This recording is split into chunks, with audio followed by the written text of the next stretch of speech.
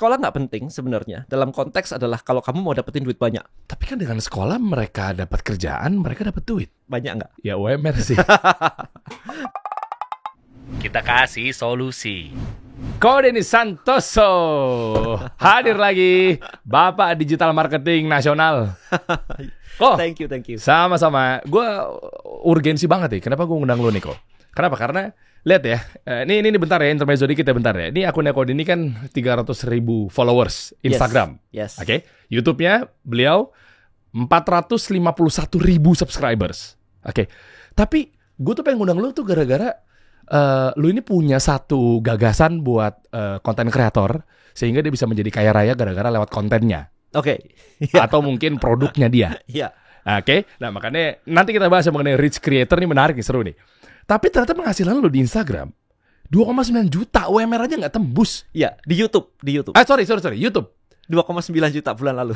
Padahal subscribers hampir 500.000. Iya, 450 something tadi ya, 451.000. Oke.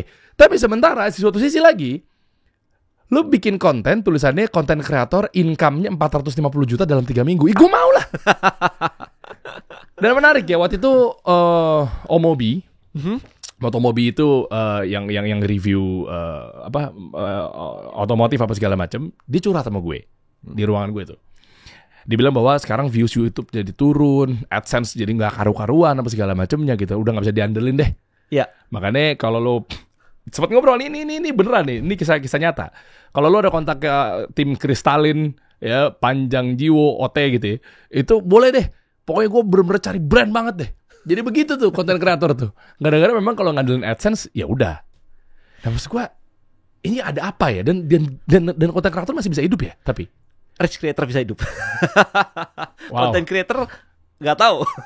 Urutannya berarti konten creator, pro creator, rich creator. Kalau buat saya konten creator langsung rich creator.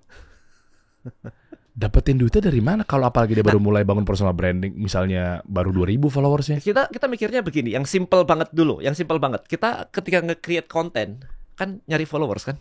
Iya. Pastilah, bikin ada followers, ada engagement dan sebagainya. Followernya ada 1.000, ada 2.000, ada 10.000 gitu. Nah, kenapa follower yang 10.000 itu kita mikirnya duitnya dari satu orang atau satu brand di atas aja?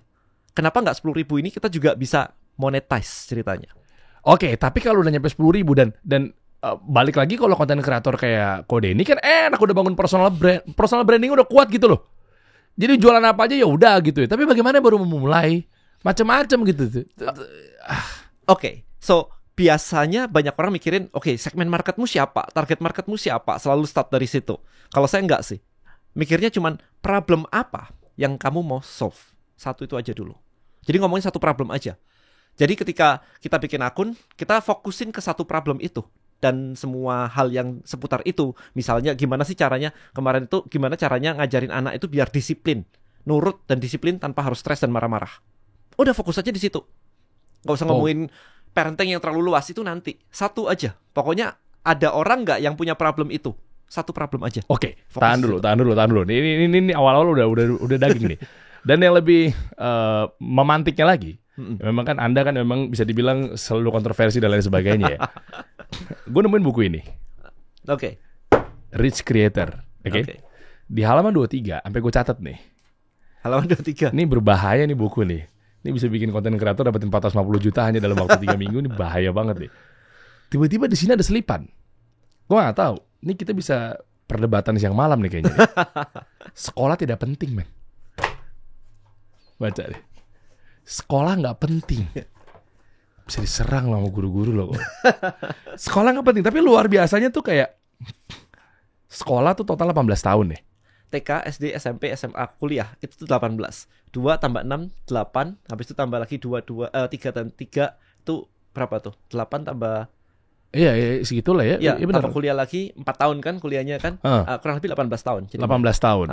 Tapi gini, sekolah nggak penting dari mana? Lah kan kalau udah sekolah yang benar dirunut, dia pintar, dia bisa ngajar, dia pintar, dia bisa kerja, dia dapat ijazah, dia bisa ngelamar kerjaan di perusahaan besar, yes. Ya, startup company, multinational company dan seterusnya. Ya. Sekolah nggak penting. Maksudnya nih Anda nih mendoktrin semua tuh jadi konten kreator maksudnya, biar nggak sekolah gitu. Oke, so konteksnya dulu. Sekolah bagus kok. Oke, iya. Buat saya gini. sekolah nggak penting sebenarnya. Dalam konteks adalah kalau kamu mau dapetin duit banyak. Tapi kan dengan sekolah mereka dapat kerjaan, mereka dapat duit. Banyak nggak? Ya UMR sih. Gila, gue udah kejebak awal-awal. Banyak nggak pertanyaannya?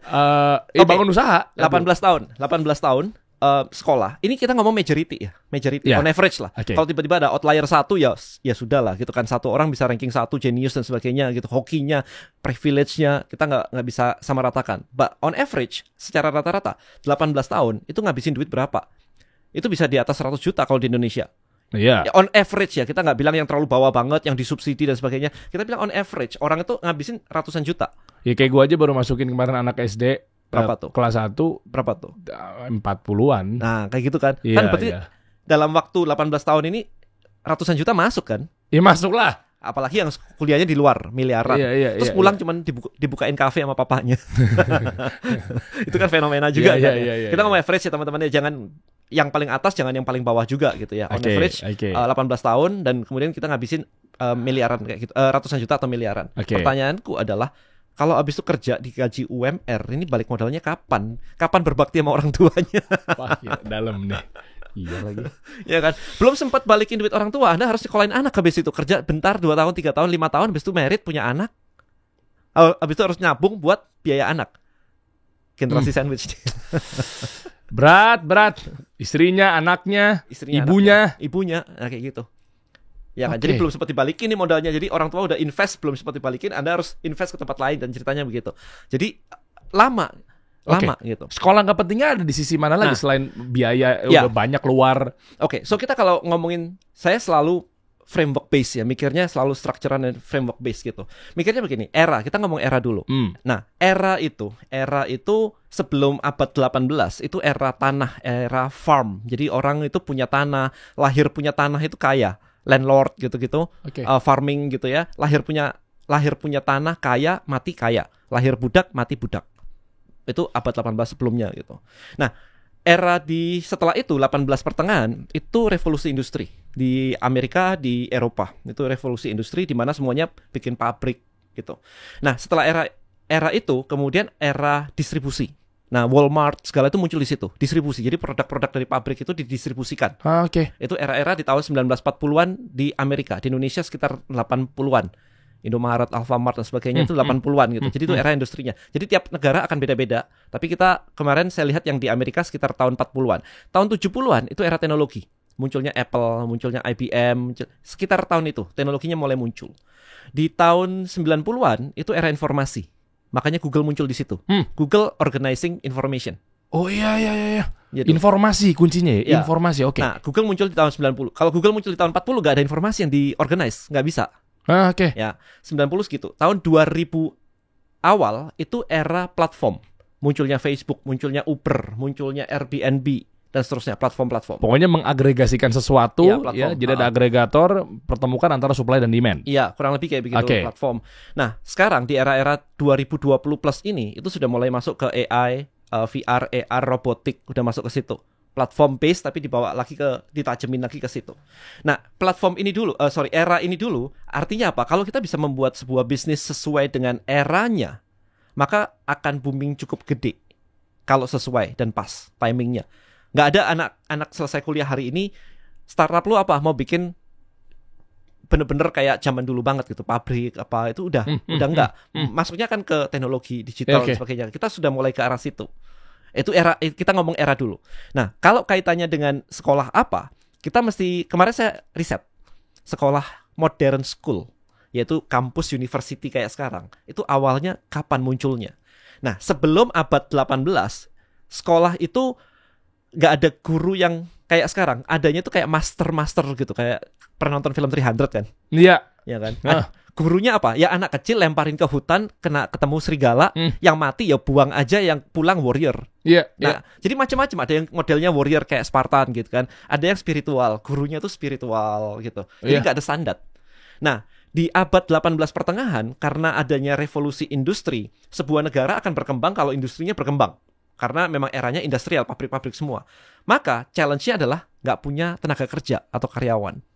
Maka dibuatlah modern school. Istilah modern school muncul di situ.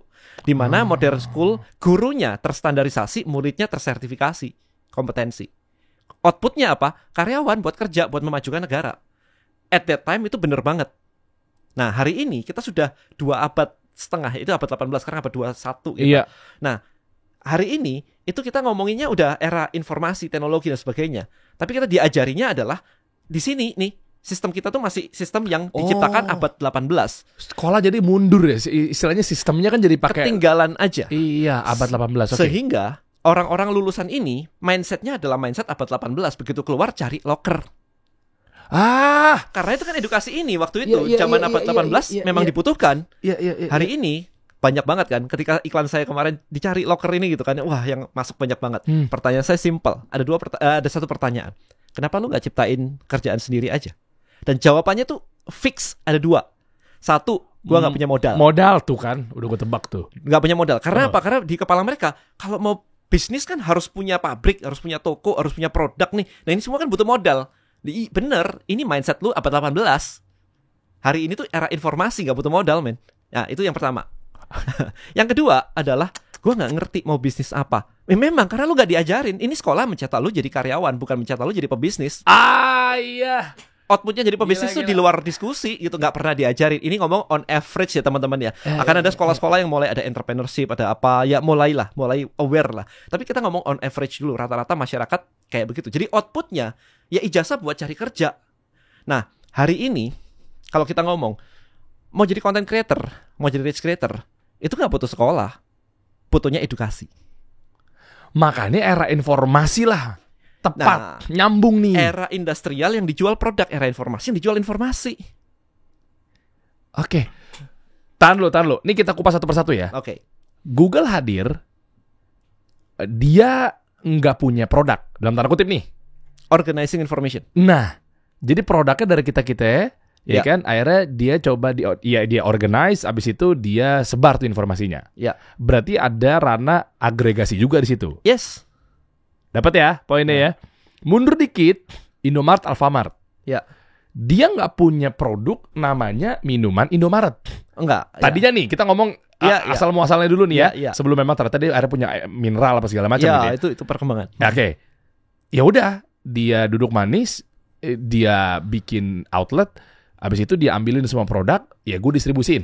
Yes. Gue nggak bikin produk. Ya. Problemnya kan distribusi yang disolve kan. Distribusi yang disolve. Ya. Oke? Ya. Nah, berarti tadi gue ajak lu mundur dikit bentar ya.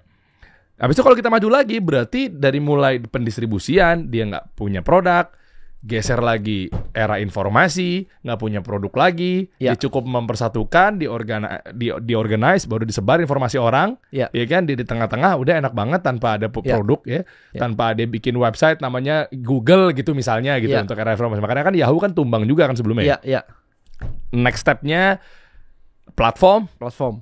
Iya kan, Gojek punya motor kagak, motor orang. Ya. Shopee punya mall, punya kios kagak. Mallnya mall orang, dia yang masukin apa segala macamnya. Dia nggak perlu bangun mall. Ini menariknya gini, tahun 2018 atau 19, 150 orang terkaya di Indonesia yang masuk Forbes, termuda, terkaya, paling bawah 150, itu platform semua. Gojek, Bukalapak, Traveloka, sama Topet. Termuda, terkaya itu platform.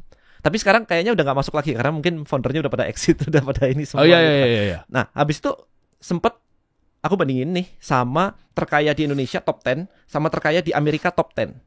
Nah, di Indonesia itu old economy semua, yaitu yang bisnisnya masih kayak industrial, tanah, perkebunan, itu yang masuk di top 10. Nah, di Amerika itu 7 dari 10-nya itu teknologi semua, platform teknologi semua. Jadi kan shifted ya, sudah mulai shifted. Nah, Indonesia ini akan menyusul ke sana. Asalkan SDM-nya bisa aware bahwa kita tuh ke sana dan arahnya ke sana dan barangnya itu mulai ke information dan seterusnya. Gue suka lagi istilahnya bener lagi information sekarang ya. Era information. Eranya information ya. Jadi artinya ketika lo menginformasikan sesuatu, ketika lo bangun personal brand, ini gue coba tumpukin ya semuanya ya. Ya berarti kita makan tuh informasi, kita minimal follow dulu ya, bahasa recehnya dulu deh, follow dulu deh, ada konten kita save dulu deh kontennya, karena informasi isinya. Informasi. Jadi duitnya di informasi, duitnya di attention juga, attention and information. Iya, makanya media juga informasi, nyampe juga ke kalian. Terus tambah lagi, iya ya, gue nggak perlu sekolah tinggi-tinggi juga ya. Karena percuma, yang misalkan begini, kita di era AI di Indonesia nih, AI itu muncul kemarin yang ChatGPT, yang rame banget itu munculnya November 2022. Maka dari situ kan semua orang literally baru terhadap AI. Nah, yang harus kita lakukan adalah ketika ada sesuatu yang baru, kita mesti mengerti teknologi itu, ngikutin teknologi itu sehingga kita memiliki informasi lebih daripada yang nggak ngikutin, sehingga kita bisa mengkapitalisasi expertise kita atau knowledge kita tadi menjadi sebuah produk. Informasi yang ada di kepala kita nih, oh AI bisa begini, yuk kita kemas dalam sebuah produk, diajarkan. Lu mau tahu tentang AI, bisa membantu productivity, bisa bikin konten, bisa ini. Kalau mau, nah gue jual informasinya nih. Oke, memang rata-rata gue pun dari luar, dari dalam, isinya tuh kalau di handphone atau di PC, e-book orang. Nah, kayak gitu. Iya lagi ya. Ya. Kemarin ada Billie Jean is Marketing, I know Billie Jean. I know, ya. Gary Vaynerchuk gitu ya. I know, ya. Gue ambilin aja tuh informasinya. Yes. Berapa sih? Ya kan bayar sekolah anak bisa puluhan juta, dia juga paling jutaan. Masa gue nggak ambil? Sementara gue bisa hidup dari kayak informasi kayak begini nih. Iya, e-book cuma $10, $20. Murah. Kali. Ada satu orang di Amerika tahun 2000-an awal itu jual websitenya waktu itu namanya doubleyourdating.com. Oke. Gimana cara nyari cewek ya jodoh, untuk cowok-cowok jomblo. Pacar sih waktu itu, bukan jodoh sih, jodoh kedalaman kayaknya. Dia cuma jualan e-book yang gimana cara membuka conversation with cewek gitu.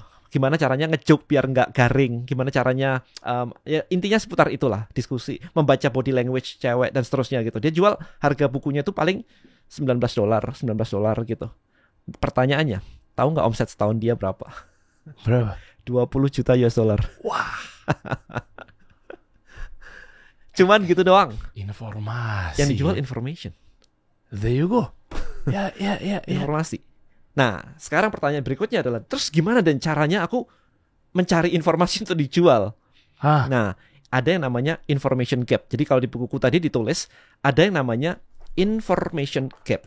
Nah, information gap itu apa? Gini, kalau misalnya nih ya, tadi kita sempat cerita ya, kalau misalkan Anda bisa menjahit, terus di kampung Anda semua orang semuanya bisa menjahit dengan level yang sama, maka ketika Anda buka kursus menjahit, ya nggak laku lah. Semua orang juga sama, nggak ada gap. Iya udah punya ilmunya, udah punya informasinya. Yes. Tapi kalau misalkan Anda bisa jahit, kemudian bisa terima pesanan, kemudian bisa laku banyak, income-nya banyak, dan seluruh orang 100% di desa itu, mungkin 90% di desa itu nggak bisa ngejahit, maka Anda tinggal bilang aja, mau bisa jahit kayak saya dan laku dan dapat income, saya ajarin sini, buka kursus.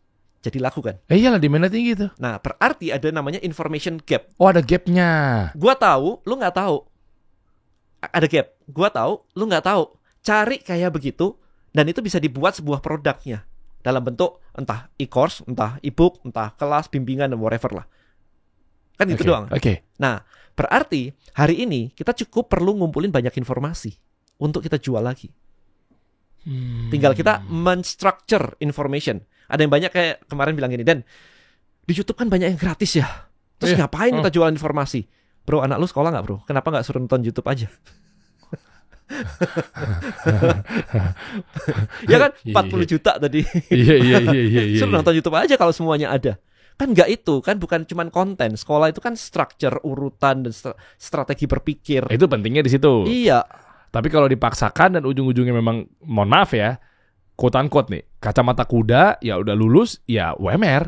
Iya. Sementara udah investasinya udah keluar ratusan juta. Ya, on average.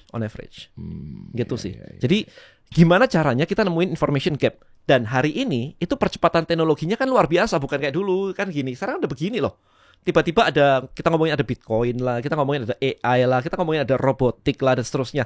Artinya akan muncul informasi-informasi baru, di mana kalau kita bisa ngikutin itu, kita jadi punya informasi lebih dibandingkan orang di sekitar kita, which is itu adalah information gap.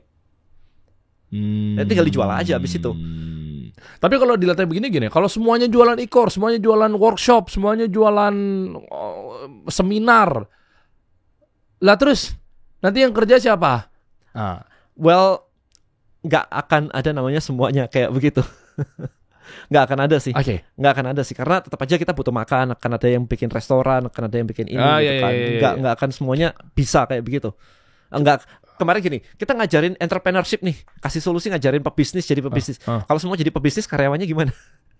Sama aja. Kayaknya nggak mungkin juga sih. Nggak mungkin juga ya. Itu nggak mungkin. Absolut itu nggak mungkin sih. Iya, oke. Kolaborasi berarti artinya perusahaan juga akan jalan ya harus ada yang kerja. Yang kerja juga kalau mau jalan ya harus ada perusahaannya. Well, iya. Contoh misalkan begini, kayak kalau misalkan semua jadi pengusaha gimana? Well, di bisnis saya sendiri, finance kita outsource ke company finance.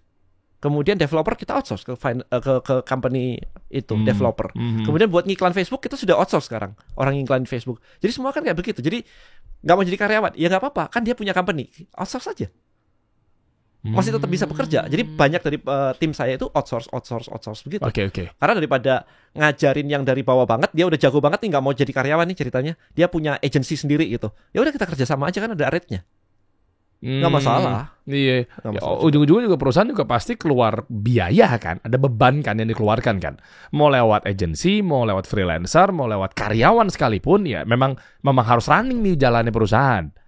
Oke. Ini menarik ya. Kalau kita balik lagi bentar ke konten kreator gitu ya. Oke. Di situ kan mereka bangun channelnya, bangun akunnya. Ya. Oke, 1.000, 2.000 itu juga kayaknya berat banget ya bangun konten. Pertama berarti. Iya betul. Tapi gini kok, jujur ya, gue pernah beli e-book. Bukan e-book. LMS tuh. E-course lah ya. Ya nonton video di member area kita nonton apa segala macam ya. Followersnya nggak gede. Tapi gue tahu ini orang pinter. Ini orang bisa nge-hack sesuatu. Ini orang bisa nge-fixin sesuatu. Ini orang bisa nge-solve sesuatu. Oke, gue beli.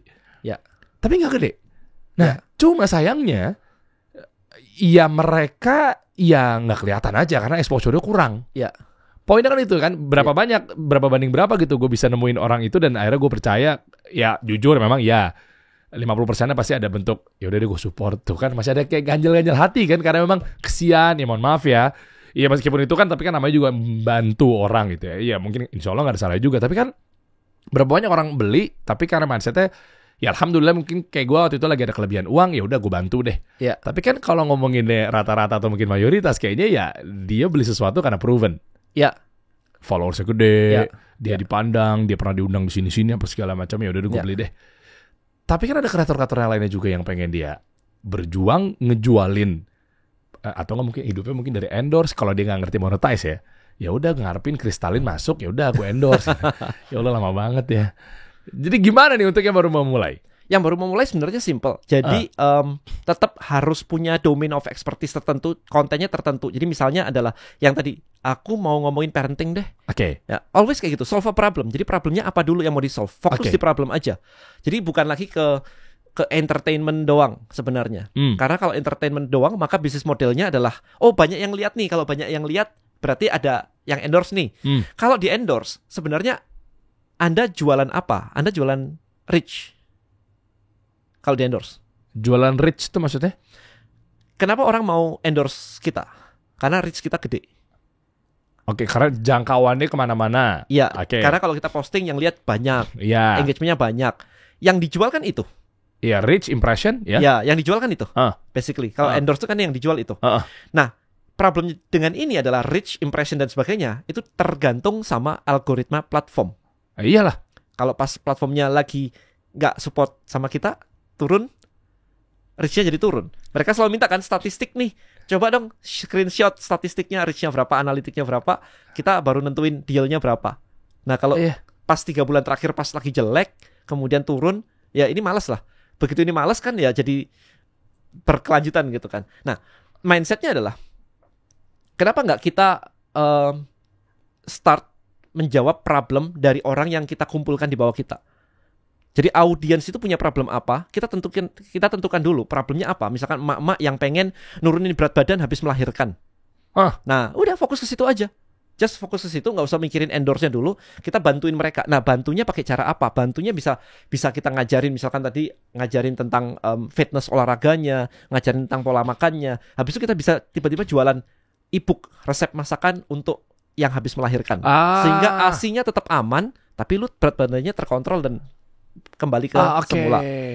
Beli dong mereka kayak gitu. Nah habis itu di dalam e-booknya ada jualan suplemennya.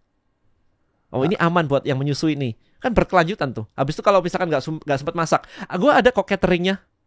Oke. Jadi produknya bisa kemana-mana sebenarnya. Oke. Nah kalau untuk Kok Deddy sendiri, berarti kan udah ngejalanin bisnis secara digital marketing udah panjang menahun gitu ya? Iya.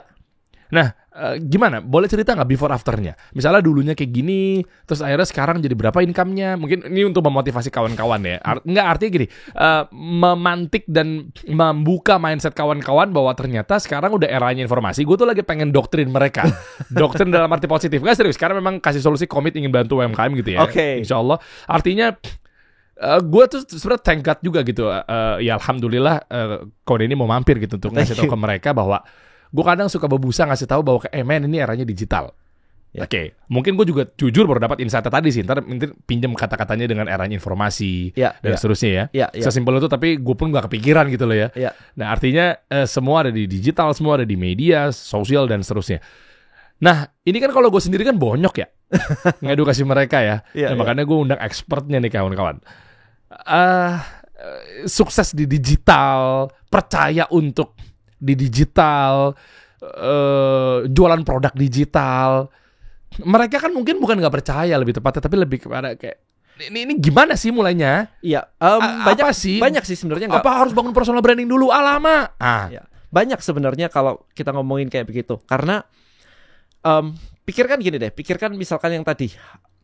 Kalau ngomong personal branding lama, lu sekolah juga lama sebenarnya. Lu jalanin aja. Makanya tadi bilang ya, udah 18 tahun ngabisin ratusan juta untuk UMR. Lu sabar, bro. Wah, dalam banget, bos. Lu sabar, bener-bener. Sementara untuk belajar jadi jualan produk digital, nggak ngerti caranya, kemudian nggak ngerti caranya ngiklan, itu paling spending cuman kayak, less than 10 juta nggak sampai, 5 juta nggak sampai buat belajar kayak begitu.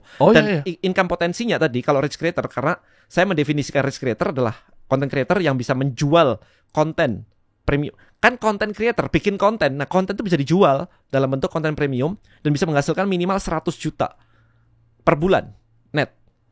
Ini pasif. Boleh kalau idealnya pasif. Kalau idealnya pasif. Tapi kalau misalkan dia masih harus kayak, oke, saya harus webinar dulu ya, it's okay. Tapi idealnya adalah pasif, 100 juta. Tapi bandingin dengan UKM biasa. Kalau UKM biasa, kita dibilang UKM itu di bawah 4,8 M. Iya. Sebulan 400 juta. Oke, mentok kita 400 juta deh misalnya. Baseline itu. 400 juta, kira-kira yang diambil ownernya bisa dapat duit berapa dari situ? Ada COGS loh. Ada pajak loh. Ada ini itu loh. Yang diambil berapa persen? Orang-orang bilang kayak, dan 20% itu udah bagus banget. 20% itu kan margin profit company, 20%. Yang diambil foundernya berapa? Kan nggak bisa tiap bulan kita ambil semuanya juga. Enggak lah, nggak bisa. Nggak bisa kan? Nggak bisa. Nah dari 400 juta, kalau 20% aja 80 juta. Belum dipotong-potong. Paling diambil ownernya dikit dulu kan, paling 100 10 juta, 20 juta, 30 juta. Itu udah kegedean, 30 juta UKM baru segitu kan. Nah sekarang pertanyaannya adalah, kalau rich creator kemudian dapat 400 juta sebulan, pajaknya gimana? Tetap aja 0,5 kan?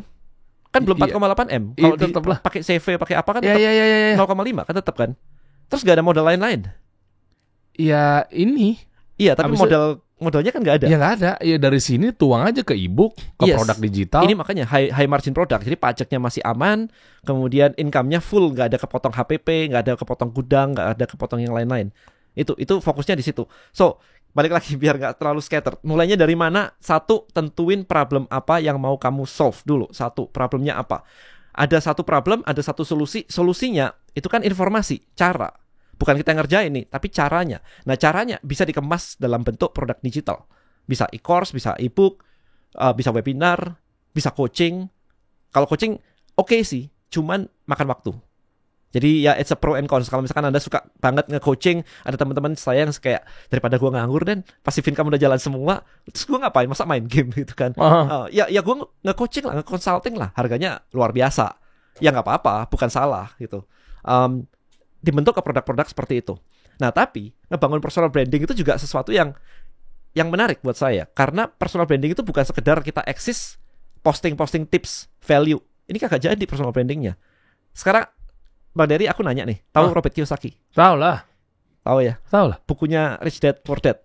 Iya. punya cash flow quadrant, ya kan? Kita tahu, jadi Robert Kiyosaki itu yang bikin bukunya Rich Dad Poor Dad tentang cash flow quadrant. Di mana-mana ada cash flow quadrant. Nah, what is your cash flow quadrantnya? What is your movement? What is your apa gitu? Kamu tuh siapa? Karena kalau kita cuma ngasih tips kayak Ya, cara bikin ini adalah logo gitu. Lewat Canva gitu misalnya.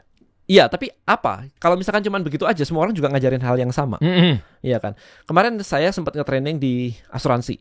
Nah, di asuransi itu kalau mereka membangun personal branding, ngasih value, ngasih tips. Asuransi adalah pentingnya asuransi dan seterusnya.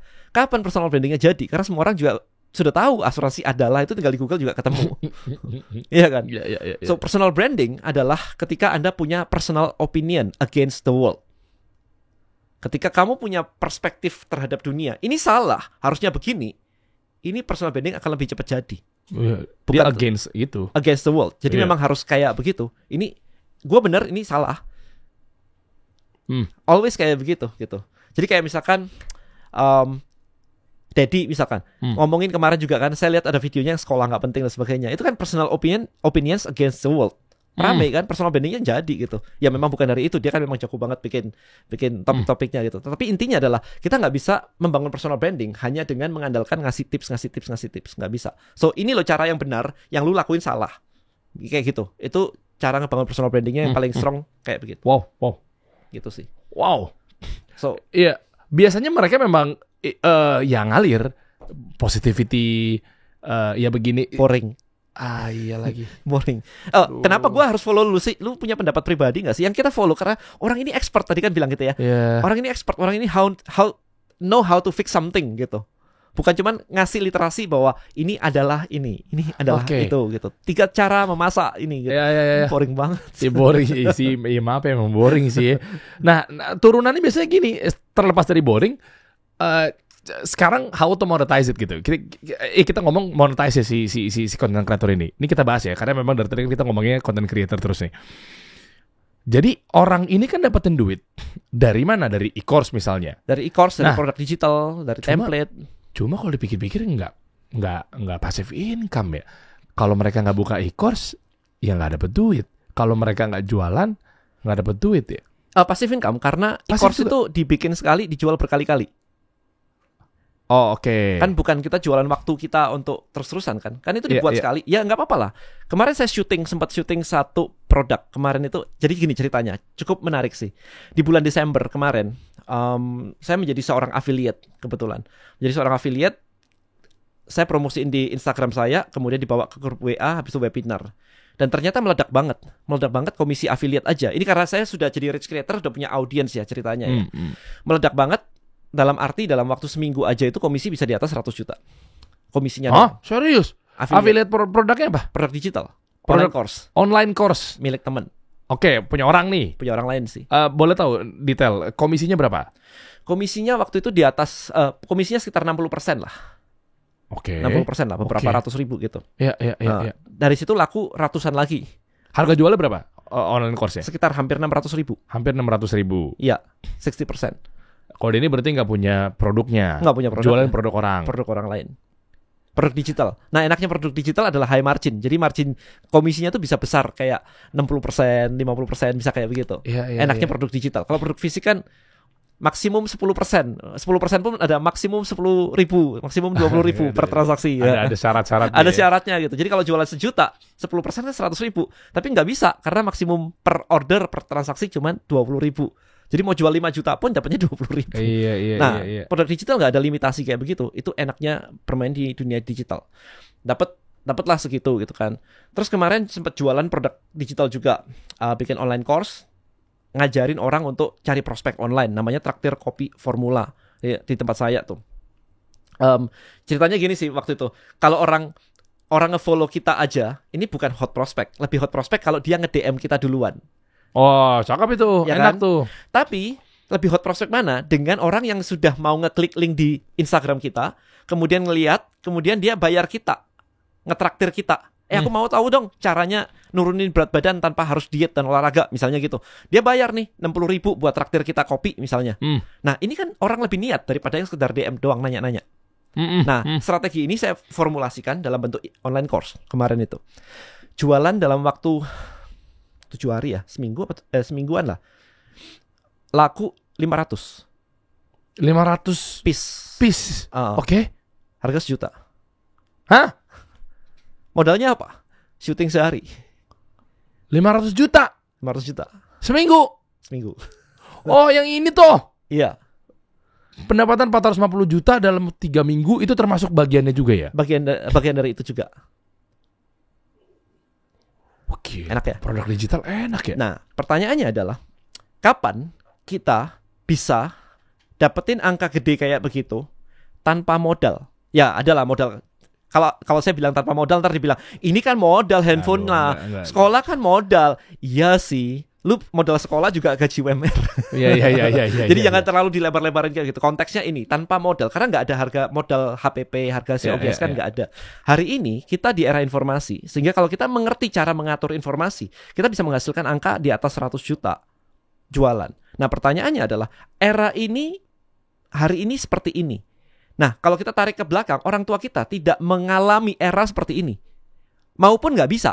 Ya kan eranya beda. Kalau saya hidup di era bapak saya misalkan 30 tahun yang lalu gitu, itu nggak bisa, maupun ngerti pun pakai otak yang sekarang itu nggak bisa jadi. Lu mesti macul lah istilahnya gitu untuk bisa dapetin income banyak, dan itu pun nggak banyak juga. Nah, hari ini semua toolsnya itu ada. Kita ngomongin bukan it's not about me atau content creator, tapi kita ngomong eranya. So eranya ini memungkinkan kita untuk menghasilkan income yang segede itu. Eranya. Gitu sih. Nah, tinggal sekarang lu edukasinya di era ini atau edukasinya dari edukasi abad 18. Karena orang abad 18 nggak ngelihat era ini. Lah kan harus susah, harus kerja, dapetin duit banyak kan harus kerja keras. Kata siapa kan? Kata lu. Berangkat subuh pulang malam. Exactly. Kita ngomong eranya nih, bukan tentang you and me, bukan tentang content creator, tapi ini eranya. Dunia memungkinkan dengan tools dan teknologi, memungkinkan hal ini terjadi hari ini. Itu yang sayangnya tidak banyak dilihat. Mereka selalu based on education sebelumnya. Nah, saya sempat ngobrol dengan CEO-nya Meta Indonesia. Kebetulan teman lama. Peter tuh teman lama. Ya, okay. Udah 10 tahun lebih lah kita kenal gitu kan. Nah, kemarin dia ngobrol-ngobrol. Dan Indonesia ini rada challenging kalau mau kompetisi dengan negara-negara luar, China apa gitu kan, selalu kita kalah harga gitu kan. Omongannya selalu kalah harga. Nah, pertanyaan saya adalah Indonesia sama Indonesia aja, coba sekarang kita di mana? Jakarta. Harga kita sama Jayapura gimana? Oh ya beda. Bisa nggak disamain? Ya enggak lah. How? Why? Ya pendapatannya. Karena Indonesia negaranya kepulauan. Dan itu yang meningkatkan harga di semua barang. Karena kirim ke sana pakai pesawat mahal, kirim pakai kapal laut lama. Karena lama butuh gaji lah, makanya lebih mahal gitu kan. di Papua. Makanya lebih mahal di Papua gitu kan. Nah, Indonesia tidak akan mungkin bersaing dengan negara yang satu pulau. Iya. Yang ujung ke ujung aja naik truk 2 hari nyampe. Ini akan lebih cheap daripada kita harus naik kapal ke sana. Jadi, secara barang itu kita very challenging untuk bisa bersaing dengan luar karena itu. Makanya kemarin ketika ngobrol sama Peter, dia bilang Indonesia itu tahu Main Valley nggak? Tahu kan ya? Main Valley mana? Main Valley.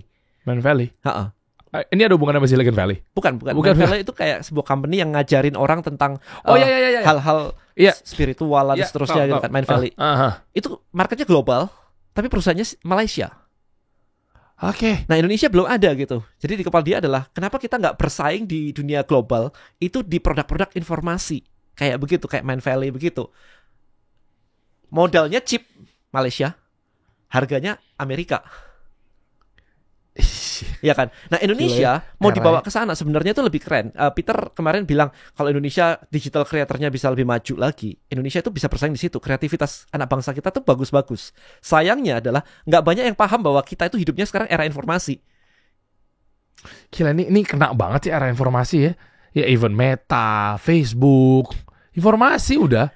Lihat ini, Galaxy Samsung S24 yang terbaru. Ada Galaxy AI. Belum lihat. Jadi kalau kita ngomong pakai bahasa Indonesia, yang dengerin telepon kita bisa denger bahasa Korea, bahasa Jepang. Wow. Pakai AI.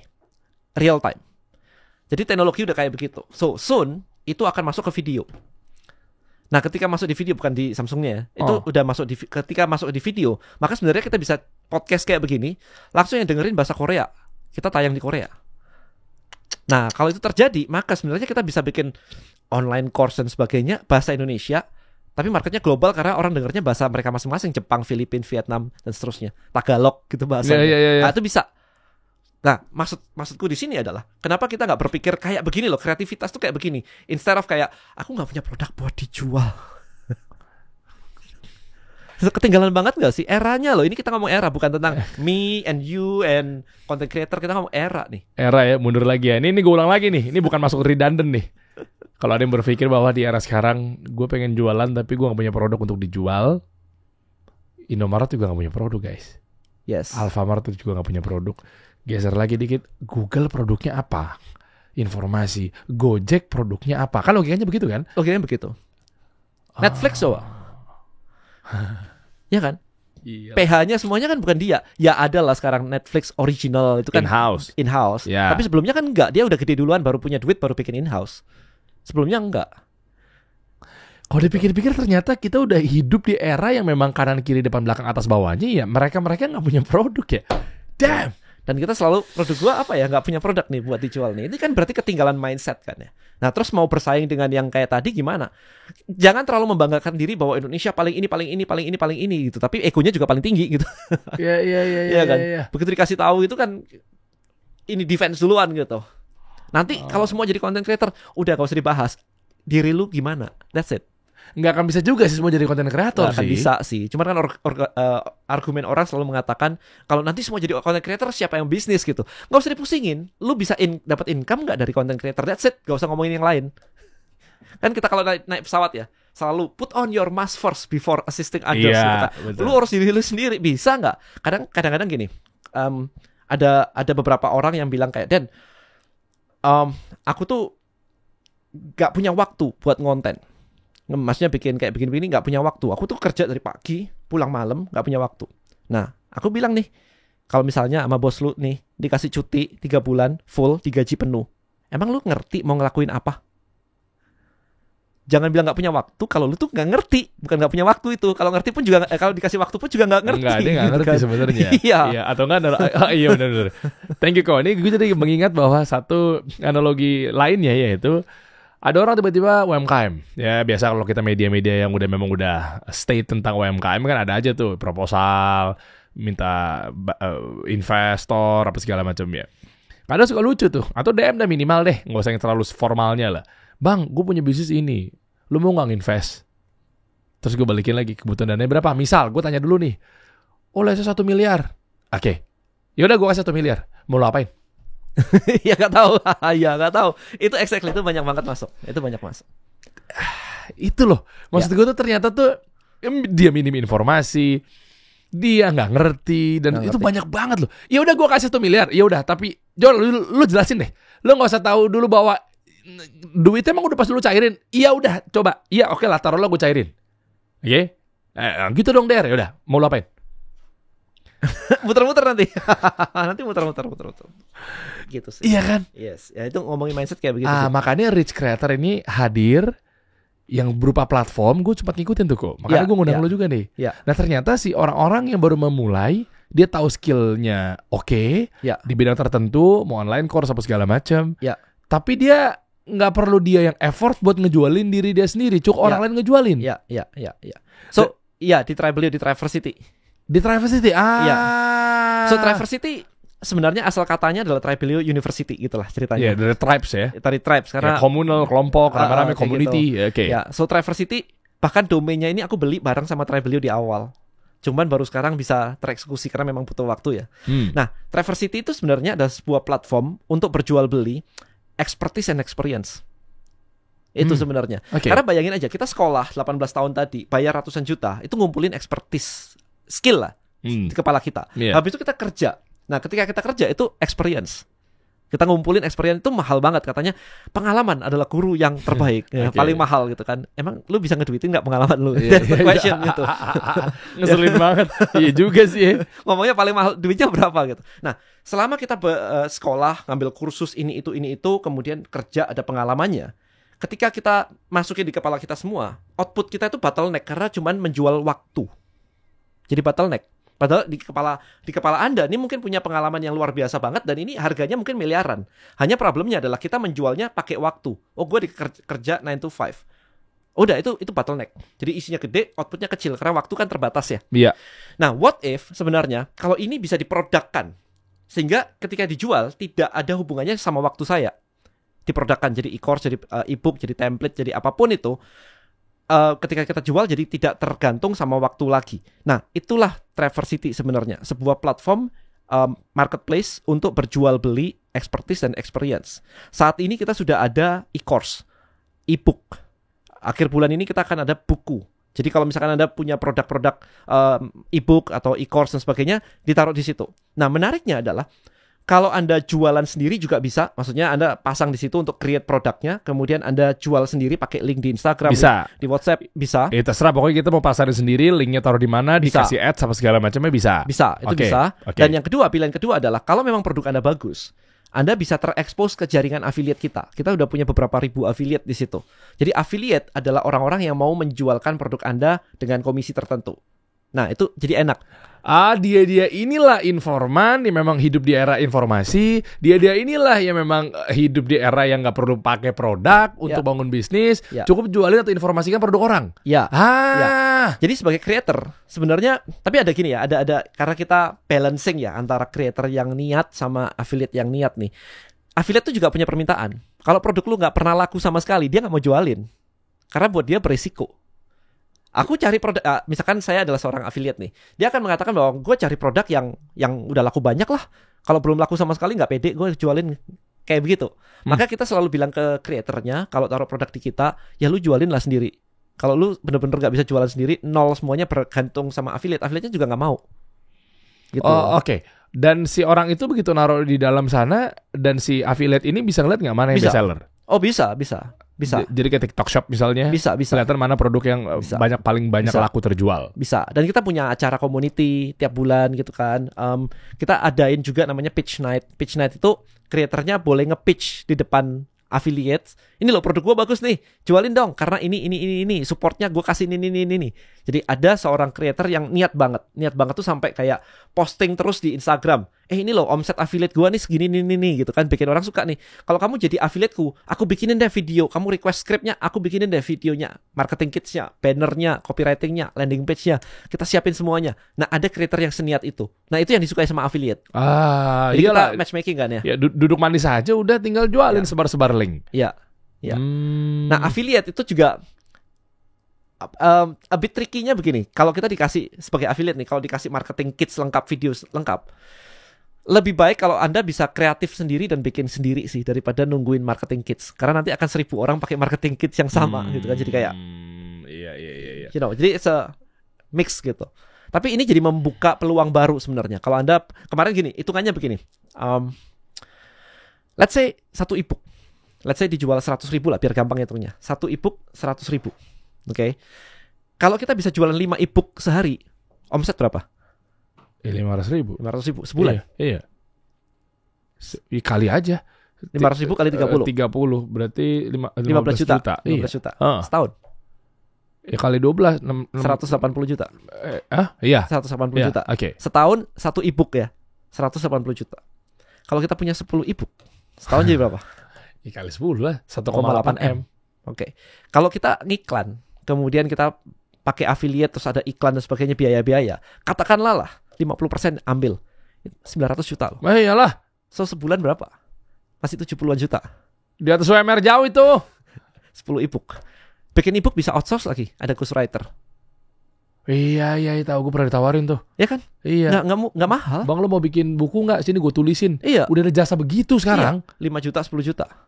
So kita cuma butuh modal kayak begitu. Kalau nggak bisa nulis sendiri sih. Kalau buku saya kan saya tulis sendiri, memang suka nulis gitu. Ini nih. Itu memang masukin ya. ya, Ada black book juga ya. ya itu nulis sendiri sih. Oke. Nah, tapi e-book yang harga 100.000 itu nggak perlu setebel ini. Yang mungkin halamannya pun cuma kayak 80 halaman gitu, laku 80.000 asal marketnya pas. So can you imagine kalau Anda berkreasi daripada bikin konten gratisan terus di-upload gak ada duitnya, kenapa nggak effort timnya untuk membuat konten yang ada duitnya?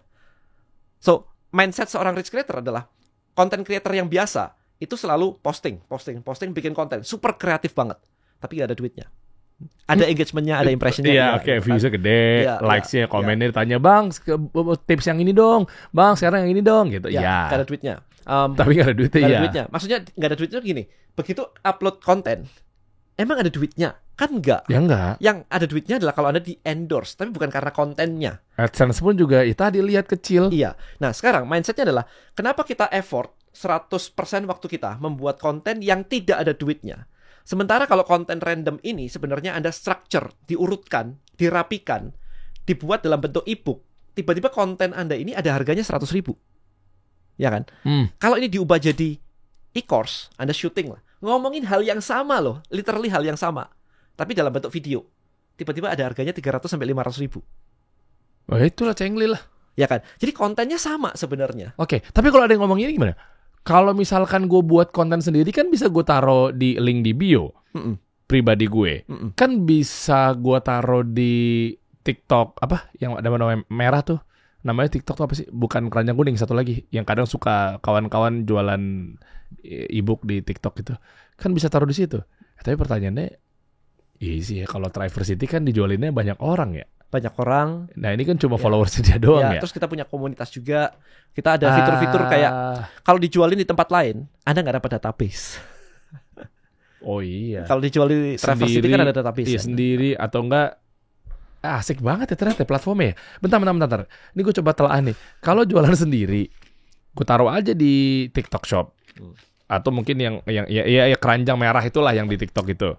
Ya kan? Tapi yang nonton penonton gue doang. Ngarepin FYP. Pakai TikTok Ads. Ads spend-nya sebulan puluhan ratusan juta. Ya, tapi nggak dapat database juga, nggak bisa di upsell, nggak bisa di funnel dan sebagainya. Kalau di Triversity ada manusianya, database pasti. Database pasti. Dan yang berikutnya adalah ada orang-orang yang memang niat mereka nggak punya produk tapi pengen jualan produk orang. Ya. Dan itu ribuan deh. Ya. Dan kita punya fitur-fitur yang meningkatkan sales. Misalnya kayak atau gini deh, misalnya beberapa teman tuh bikin online course nih. Online course kan ada modul 1, modul 2, modul 3 gitu kan ya. Di modul 4-nya, dia merefer ke online course sebelah. Di Triversity juga, kan dia sudah punya link affiliate-nya nih. Tinggal dicolokin aja. Jadi orang yang sudah beli course-nya dia, baca, belajar, ada nemu lagi, oh kayaknya ini menarik nih, diklik dan transaksi, dia dapat komisi. Iya. Jadi bisa dicolok-colokin begitu, jadi kayak puzzle kan. Oh enak ya. Oh sistemnya embednya udah jadi lah kasarnya gitu ya di Triversity. Udah jadi. Okay. Dan e-course kita ketika sudah jadi pun, ketika kita sudah jual, udah publish, di tengah jalan, oh kayaknya ada produk baru nih yang bagus nih, colokin aja linknya ke situ gitu. Udah terjadi transaksi ya langsung dapat komisi. Dapat komisi lagi. Oh ada e-book bagus nih baru launching nih, colokin lagi di bawahnya kan e-course kan bisa dipasang-pasang begitu.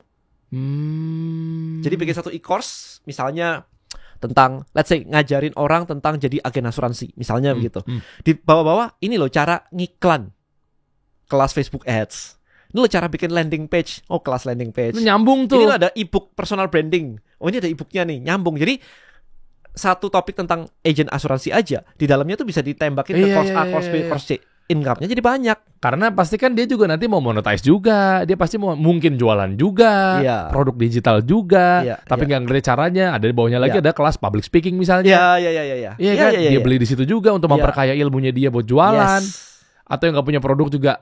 Gue ngerti cara postingnya. Ya lu belajar. Belajar gimana cara sosial media konten dan seterusnya. Ada lagi. Jadi yang nggak punya produk juga mau ngetes beli produk orang dulu, kuasain, dipakai untuk jualin produk orang lagi. Gile. Ya, so we build ecosystem, we build Anda platform, cerdas. we build ecosystem. Jadi supply and demand, kita saling bantu. Creator kebanyakan punya expertise di kepala, nggak bisa jualan. Ini ada affiliate-nya. Affiliate bisa jualan, nggak punya produk. Ini ada produknya. Lihat dong Triversity. Bisa ya, bukan ya? Bisa. Mau lihat dong gimana sih biar ada gambaran kawan-kawan deh. Buka dong, Dim. Ini penasaran nih, kita harus clear banget. Ya, Triversity. Nah, Tribe 3B Versity. Iya. Nah itu ya. Triversity.com. Tribelio University maksudnya ya? Iya.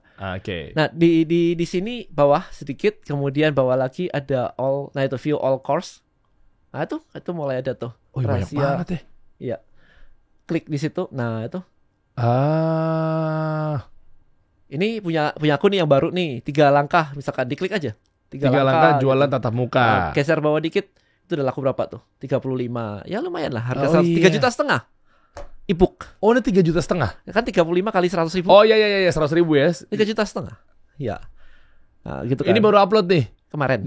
Kemarin dapat udah segitu tuh. Iya. Sementara mereka 3,5 juta sebulan. Iya. Ada 2 bulan. Iya. Coba up lagi di back ya tadi yang di browse itu, yang di browse. Browse course. Kiri, itu.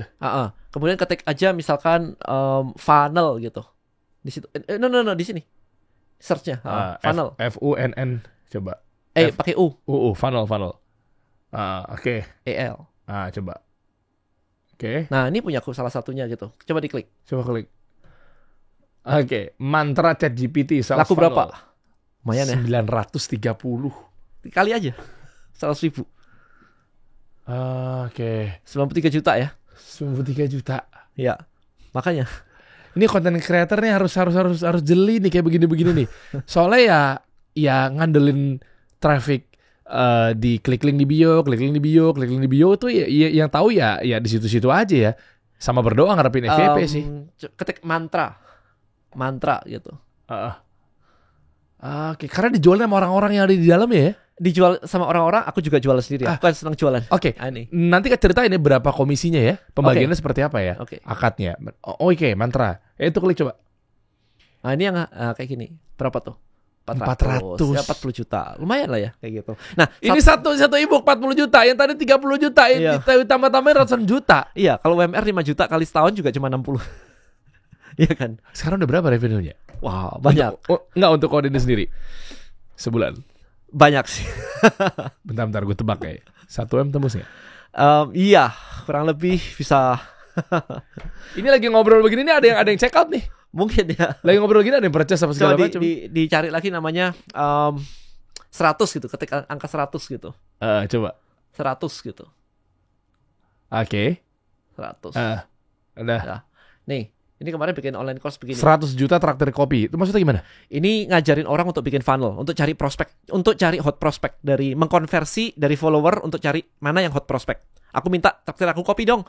Ada strateginya, ada videonya, ada structure videonya, video 1 ngomong apa, video 2 ngomong apa, supaya bisa ngefilter gitu. Ya pokoknya intinya nyari hot prospect dari Iya banyak yang ngefollow kasih solusi, tapi gimana caranya kita bisa memonetize dan memang yang intinya gini, kalau kasih solusi punya let's say consulting misalnya gitu. Okay. Nah, maka kamu kan bilang kayak traktir saya kopi, saya akan ajarin UKM yang memang niat untuk bisa berkembang. Misalnya gitu. Yeah. Kalau mau traktir saya kopi 60.000, 64.000. Nah, yang ngetraktir kopi itu yang kita prospek untuk ke consulting. Jadi bukan semua orang. Oke. Karena ini adalah hot prospect. Gitu. Ya kan kalau kita misalkan punya akun parenting. Traktir saya kopi dong kalau kamu memang pengen bikin anakmu nurut tanpa harus marah-marah. Nah, yang ngebayar ini berarti kan orang ini stres banget nih. Anaknya nggak nurut kan, marah-marah kan. Nah, orang ini saya upsell lagi ceritanya gitu. Jadi traktir kopi itu membuat orang tuh mau ngebayar sehingga kita bisa ngefilter orang yang cuman follow atau dia beneran niat nih. Gitu. Oke. Ngajarin teknik ini sebenarnya itu ini harga 100 juta traktir kopi formula. Itu laku berapa tuh? Laku 500. Lumayan lah. Kali 1,6. 1 juta kemarin jualnya. Oh, 1 juta. Lagi promo kemarin sekitar 1 juta. 500 juta. Ya. Syuting 2 hari. Syuting sehari. Syuting sehari, rekam videonya. Habis itu di editing sama tim. Ya oke, terus dia nonton di mana? Nonton di dalam sini. Itu bisa. Misalkan bawah dikit bisa dilihat tuh. Bawah dikit. Nah, itu bisa itu bisa diklik tuh, coba. Bisa diklik. Yang bawah itu. Oh, tapi ini masih tipis-tipisnya. Tipis-tipisnya. Ya, itu diklik aja juga bisa. Nanti coba aja. Coba. Ya, itu boleh, klik aja. Tidak muncul videonya. Nah, itu di play. Ini sebagai apa ya? Highlightnya ya. Nanti isi pelajarannya di dalam sini kayak gini gitu ya. Ya, kayak gitu. Kok gue jadi pengen ikutan karena demand ya alhamdulillah ya atas izin Allah. Demand gue minta kasih tahu gimana caranya kasih solusi. Nah, itu information gap. Iya, itu information gap itu diduitin. Betul. Nanti aku coba tes perdana di sini ya. Siap. Karena aku tuh malas aja sih sebenarnya sih kayak tar lu deh. Tapi di mana tuh ya alhamdulillah gede banget. Penasaran gimana caranya lu bisa diinvest close the door. Itu jadi judul aja. Gimana caranya kasih solusi? Aku mau nih. Gimana caranya kasih solusi di invest sama close the door? Pasti kan aku bangun brand, ya kan, bangun media, bikin medianya tuh udah banyak banget, ada tips and triknya kan? Ya itu, aduh, itu duit semua tuh. Information, you have information di kepalamu. Nih kalau jual 1,5 juta pada mau nggak? Kemurahan kali ini ya. Komen ya. Nih kalau gue jual tapi lewat Traversity, mesti gue pengen terima beres aja. Karena kan pasti banyak banget orang yang pengen jualin kan. Ya. Nanti ceritain ya gimana bagi hasilnya sama mereka. Sekarang gini, bayangin ketika ya alhamdulillah ya, lagi-lagi ya mengucap rasa syukur ya. Demand mereka tuh pengen tahu, Bang, lu tuh bisa diinvest sama Close the Door, kasih solusi diinvest sama Close the Door, itu lu bisa bangun brand sekuat gimana medianya. Kok bisa-bisa Close the Door ngelirik? Iya. Terus gue jawabin di DM kan nggak mungkin kok. Satu-satu, malas banget. Gue mikir kayak, gue pengen ngerekam video, udah tapi gue bingung. Maksudnya kayak, This is the platform. iya kan? Bismillah ya. Siap. Nah, mereka udah tahu misalnya dapat manfaatnya, mereka ada yang pengen pakai untuk bangun medianya mereka. Satu, dan yang kedua, atau mereka cukup jualin online course atau mungkin video yang gue bikin kan. Ya. Mereka tinggal begitu aja. Mereka tahu yang nge-subscribe kasih solusi 1 juta orang. Ya. Yang anggaplah setengahnya deh. Ya. 500.000. Mereka tinggal jualin 500.000 orang tuh tinggal dimakan-makanin, tinggal sebarin link video yang gue ngomong nih gimana caranya gue bisa diinvest sama Close the Door. Ya ini logonya ada di sini gitu ya. Kenapa Om Deddy prosesnya gue cerita dulu gak kenapa apa segala macamnya. Sampai akhirnya ada beberapa poin kayak ya ini izin Om Deddy ya, lu ngomong langsung ke gue tapi ini memang udah konsumsi publik juga gitu kan. Karena memang dia ngomong di podcast sama di ngomong di konten-konten video gitu ya. Dia bilang karena lu jelas, karena bisnis lu proven, karena bisnis lu EBITDA positif, karena bisnis lu cash flow-nya baik. Alhamdulillah dia bilang gitu, makanya gue mau. Nah, elemen-elemen tadi itu kan dia bisa berucap gitu kan karena kita ada sisi di balik itu semua. Kenapa bisa cash flow-nya positif? Ya. Kenapa bisa medianya alhamdulillah berkembang? Ya. Itu kan tinggal di-share aja ke mereka ya. Ya. Pertanyaannya gini, buat kamu semua hal itu kan gampang ya buat kamu. Oh iya karena udah ngelakuin kan? Karena ya aku jalanin bisnis media dari belajar di radio dari tahun 2005 sih. Exactly, that's the point. Belasan tahun dapetnya. Exactly, that's the point. Nah, teman-teman di sini biasanya mereka tuh punya expertise, tapi mereka merasa tuh nggak ada harganya karena buat mereka tuh gampang. Audiens kan nggak gampang ya. Gila, aku dari tahun 2005 sampai 2024 berapa belas tahun. Buat aku digital marketing juga gampang. 19 tahun lo bisa bangun kasih solusi dengan belajar kita istilahnya sama di media apa segala macamnya. Ya lu silakan 19 tahun dulu aja ada. Exactly. Nah, maksudku adalah banyak orang merasa bahwa dan untuk jadi rich creator kan gue nggak punya expertise nih gitu. Padahal expertise-nya ada. Cuman karena buat dia gampang dianggap bukan expertise bagi dirinya sendiri, mental block. Itu jadi buat teman-teman aja bahwa kalau Anda ngelakuin sesuatu itu gampang, itu berarti Anda punya ilmunya. Yang orang lain bilang kayak kan buat lu gampang banget nih, buat gua nggak bisa nih. Nah itu apa tuh? Gitu sih. Mindsetnya di situ sebenarnya. Ya start from 1 juta gitu kali ya. Yo Allah, gue dapetin bisa kayak gini aja kan sebenarnya ratusan juta dengan mendalami ilmu, pengalaman dan seterusnya ya. Bisa dapat ini, belajar sama. Jujur ya, aku belajar sama pakar-pakar media. Harus begitu. Belajar workshop, datang ke tempat dia. Bayar. Ada investasinya. Bayar. Ya, ini kita buka aja siapa pakar media. Om Helmi Yahya itu workshopnya puluhan juta. Kita belajar sama beliau-beliau itu.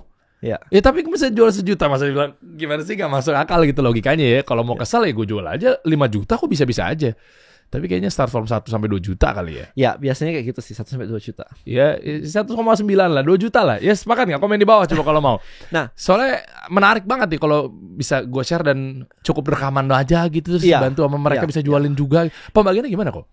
Oke. Jadi kalau misalkan Anda ini buat mereka pengen jualin nih. Mereka gak punya produk. Gue punya ya knowledge lah. Ya insight lah seputar bagaimana cara bangun media. Itu 2 juta misalnya. Oke. Nah mereka dapat berapa? Cuma tinggal sebar-sebar link video Diriansa udah gitu dong. Ya, jadi gini, untuk bisa menjual produk di sini, berarti kamu harus pasang produk di sini kan ya. Kalau dijual sendiri lewat link di Instagram, link di WhatsApp begitu, maka pembagiannya adalah 90% for creators.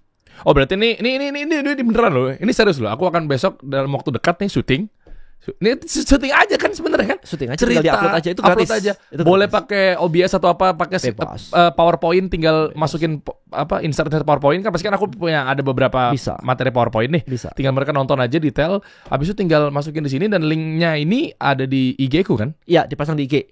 Nah, nanti aku pasang tuh IG-nya. Ketika terjadi transaksi, maka 90% for creators. Kita ambil 10%. Revenue sharing-nya kayak begitu. Oke, aku 2 juta. Ya, berarti 1,8 juta. Ya. Gitu. Naruh gitu doang tuh. Ya. Dan kalau nggak laku nggak bayar apa-apa. Pakai Traversity nggak bayar apa-apa. It's free. gratis. Jadi pasang aja kalau misalkan memang punya sesuatu di kepala, experience, pasang aja. Misalnya subscriber sekarang berapa followers? 1 juta lah misalnya. 1 Anggaplah juta. yang setengahnya tuh 10% ya, apa gimana? Apanya? 10% yang beli deh misalnya, nggak usah yang terlalu muluk-muluk dulu. Ini pengen tahu gambaran. Kalau 1.000 gitu dihitung aja. 1.000 kati 100.000 deh. Masa sejuta 100.000 10% nggak nempel gitu. kalau 100.000 berarti misalnya. harganya 1,8 kan. Kalau gitu kan dapatnya 1,8. Ya kita ngomong bersihnya dapat komisinya ya 1,8. Kalau 1,8 dikali 100.000 180 miliar. Faktor kalinya gokil Oke, ini buatku. buat kamu. Nah, tapi kalau buat kawan-kawan yang kan aku pengen bantu mereka untuk dapetin penghasilan. Oke, Nah, mereka itu affiliate-ku. Ah. Gimana hitungannya di Triversity? di Triversity kalau misalkan produk ditaruh Triversity dan dijualkan oleh affiliate, maka kita bagi hasilnya adalah 50-50. Udah fix. Jadi 50-50. Kita pakai contoh yang sama ya. 2 juta jual. 2 juta jual. Berarti 50-nya Kita ambil 1 juta, kamu 1 juta. terus si affiliate-nya Affiliate-nya itu akan mendapatkan 20% sampai 40%, tergantung dari? dari harga 2 juta tadi. Lo tadi kan bagi 2. Iya, Berarti kan ada dari 3 pihak kan? Jadi dari kan 50-50 nih. 20 sampai 40% dari bagianku aku kasih ke affiliate. Jadi kita yang manage affiliate sebenarnya. Oh, Gitu. oke. Gitu.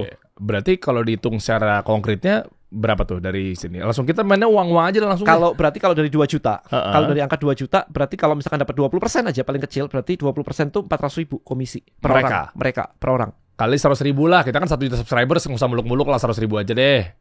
Piecesnya. Kali 100.000 berarti ada 40 miliar duit yang bakal dibagikan buat para affiliate. Mereka nih 40 miliar. Nah. Bagi-bagiin link-link aja udah. Iya. Ya kalau 100.000 dimakan 1 orang, tapi kan bisa aja dimakan 1.000 orang. Iya, dimakan iya, gitu iya. kan. Kalau let's say dibagi berapa ya paling enak ya? 10.000 deh. Jadi 1 orang jualan 10 doang gitu. Iya, iya. 10.000.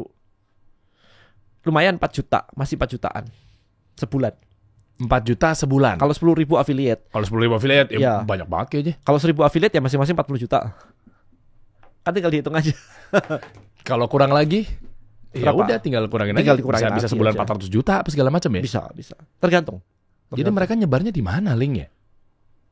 Nyebarnya di mana? Kan bisa disebarkan di TikTok, di Instagram, di YouTube, di Facebook, di iya. WA, semuanya disebarin aja. Kan teman-teman UKM ada grup-grupnya kan. Iya. Tapi jangan spamming ya teman-teman. Saya nggak ngajarin spamming ya. Iya, Mesti ada iya. ceritanya, ada value-nya, ada apanya. Kalau mau belajar, nih lo belajar sama kasih solusi nih. Ini linknya kalau mau nih Iya. gitu.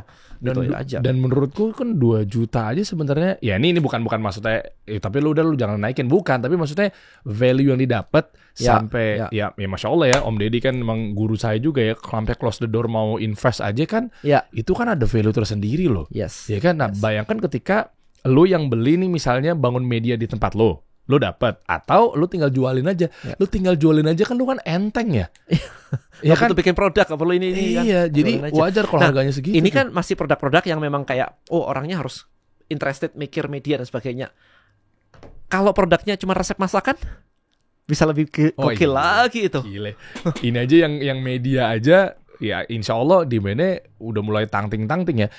Apalagi kayak cuma resep masakan. Jadi jangan tips cuma parenting. bikin resep masakan, tapi gini, aku ajarin kamu cara bikin misalkan nasi goreng sama cara biar laku kenceng di GoFood atau GrabFood Ya, gitu. Iya, Jadi iya. paket jadi gitu, jadi lebih ada value-nya kan. Ah. Sehingga orang-orang akan kayak, wih mau dong kalau misalkan kayak begitu bisa jualan nih gua nih. Iya, Bisa iya. masak kemudian habis itu jualan gitu kan. Terus bonusnya apa? Foto-foto yang untuk diupload gua siapin deh biar Wah, bagus. Gila.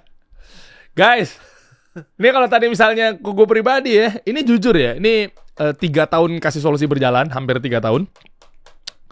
Ya bentar lagi 3 tahun Agustus tuh ya. Artinya aku belum sama sekali bikin cerita dan sharing ini loh.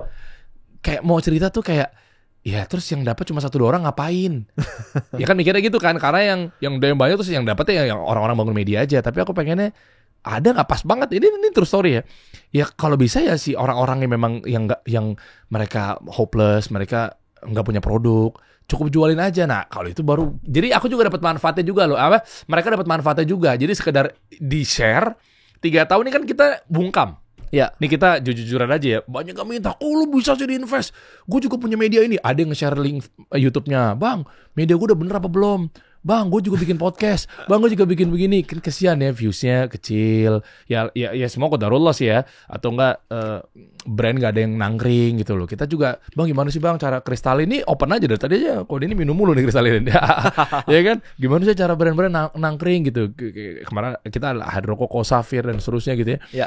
Ya gimana? Jelasinnya kan Ya itu bisa dirunutkan. Bisa dibuat structure terus dijual ada selama ada 3 value-nya. tahun saya bungkam loh, nggak mau ngasih tahu loh. Soalnya saya pengen ini benar-benar bermanfaat buat banyak orang. Kalau memang ternyata ini adalah kalian masuk di Traverse City terus bisa juga dapat peruntungannya, komen di bawah deh. Kalau emang rame ini, ayo gue syuting besok deh. Ya. Jadi teman-teman juga jadi nggak cuma aku doang dapat cuannya kok, Siap. tapi mereka juga bisa gitu ya. Bisa lah, ini kan intinya kan cuman kayak Anda punya expertise atau pengalaman apa, mau dosen kayak mau UKM, Iya. ibu rumah tangga kayak apapun sebenarnya, apapun life skillnya, kemudian tinggal pasang di sini aja kan nggak bayar gitu loh. Iya. Nah, my goal sebenarnya adalah ketika Anda punya expertise dan Anda sharing, expertise tadi itu sudah mahal, experience sudah mahal, Anda share ke orang, Anda make impact ke orang, ke hidup orang lain, ngajarin parenting, ngajarin dia gimana solusi diabetes, whatever lah ya. Iya. Itu kan you make impact ke hidup orang. Dan kalau itu terkumpul di Tribelio atau di Traverse City, maka for me personally Traverse City make bigger impact ke society. So that's my goal. Daripada saya cuma jualan sendiri aja, ini kan kolaboratif ya, platform era, digital era, dan make impact. My goal adalah Tribe itu leave a legacy. Gitu sih. Iya, informasi. Iya. Nah, kalau mau lebih dalam lagi, misalnya cara jualannya apa segala macamnya untuk menjadi rich creator nih. Iya. Gue udah punya, ya. Ada di sini nih. Jadi kawan-kawan nanti tinggal jualinnya, cara strateginya ada juga semua di sini. Ada. Ya, misalnya Cara mau funnelnya. nyebarin orang yang punya tips, misalnya dia seorang dokter, ya affiliate mau jualin atau dokter itu jualin diri sendiri. Ya. Ya kan bisa juga kan kayak Bisa, gue nih. bisa. Gue jualan di Traverse City sendiri juga bisa dong. Bisa. Nah, belajarnya pakai beginian. Yes. Amin dah. Ini udah laku berapa nih total? Banyak. PO-nya kemarin aja lebih 1.000 kayaknya. Ah udah deh buruan deh, nih gue bantu deh buat kawan-kawan nih. Kalau memang merasakan deh, nanti lu tinggal jualin produk gue. Belajar di sini, lu tinggal jualin. Ya. Selesai. Ya. Harga berapa? Harga itu 300.000. Ya, 298 lah. 300.000. Mahalan masuk TK. Ya, ya ini kalau pengen dapetin risk creatornya kok Denny Santoso ada di deskripsi di bawah tuh, teman-teman tinggal klik aja. Ya masuk set, tinggal goreng lu jualin deh tuh. Nanti gue cerita nih. Kalau rame komennya, kalau untuk gue pribadi ya silakan. Dan buat kawan-kawan juga misalnya ngerasa lu adalah konten kreator apa segala macam yang mungkin ya struggling ya. Ya, struggling. Kok nggak ada yang beli ya e-course gua ya? Karena lu ngandelinnya hanya dalam satu kolam lu aja. Itu pun juga ngandelin FYP aja, berat. Mending kita rombongan. Ini udah banyak orang di sini nih yang udah siap ngejualin produk Anda. Ya. Nah, gimana caranya informasi lebih lanjut buka aja tuh ya. Traverse City atau kita bantu juga linknya di bawah deh. Siap. Thank you. Thank you loh kok sama-sama kok. Thank you so much. Aku jadi seru nih. Besok nih, coba buatin jadwal waktu syuting di sini aja bisa dong ya? Bisa. Sangat bisa lah. Ini Konten udah bagus kreator. banget lah. Iya, tinggal tembak, kamera di sini. Udah. Dan Lu tinggal jualin. Sepakat ya? Kita kolaborasi. Gue jual harga 1-2 juta lah. Nanti biar komisi lu juga gede. Ya, Iya, cakep ya, ya. ya. Mantap. Kita kasih solusi.